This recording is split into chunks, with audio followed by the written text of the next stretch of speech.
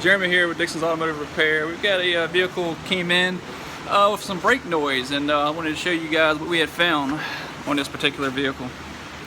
So I believe this customer may ended up getting their money's worth out of their rotors. That is what's left of the rotor. There is no metal left on the inside. This is what it's supposed to look like on that side. As a one-piece rotor, it would have looked something like that and been that thick. But as you can see, the metal is completely gone. That's why it's very important to have your vehicles checked out and maintained properly. That's what Virginia State Inspection is all about. That's what Dixon's Automotive Repair in King William County tries to make sure we take care of our customers with stuff like this.